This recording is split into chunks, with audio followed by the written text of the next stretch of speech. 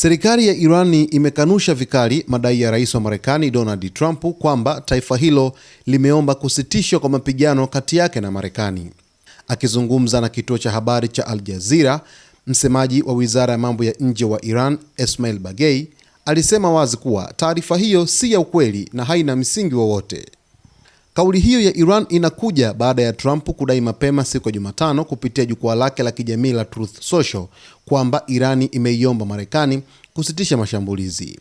Katika ujumbe wake, Trump alieleza kuwa hatazingatia ombi lolote la kusitisha mapigano hadi pale Irani itakapofungua tena njia muhimu ya usafirishaji wa mafuta duniani, mlango wa bahari wa Strait of Hormuz. Aidha, rais huyo wa Marekani alionya kuwa hadi masharti hayo yatakapotekelezwa, vikosi vya Marekani vitaendelea na mashambulizi dhidi ya Iran, hali inayoongeza mvutano katika eneo hilo nyeti la Mashariki ya Kati. Kwa upande wake, Irani imeendelea kusisitiza kuwa haijawahi kuwasilisha ombi lolote la kusitisha mapigano na inaonekana bado imesimama katika msimamo wake wa kupinga mashinikizo ya Marekani. Mvutano kati ya mataifa hayo mawili umeendelea kuathiri siasa za kimataifa pamoja na uchumi wa dunia, hasa katika sekta ya nishati kutokana na umuhimu wa njia ya Hormuz katika usafirishaji wa mafuta.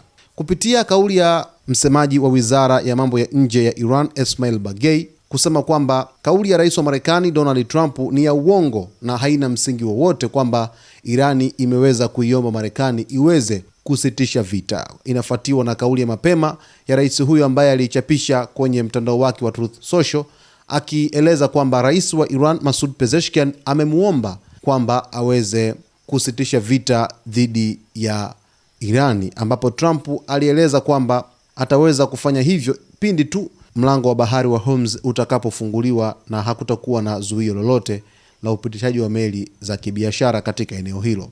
Sasa mtazamaji wetu, tuko hapa kuweza kukujuza yote yanayojiri katika anga za kimataifa. Cha msingi tu usiache kusubscribe, kulike, kucomment pamoja na kushare.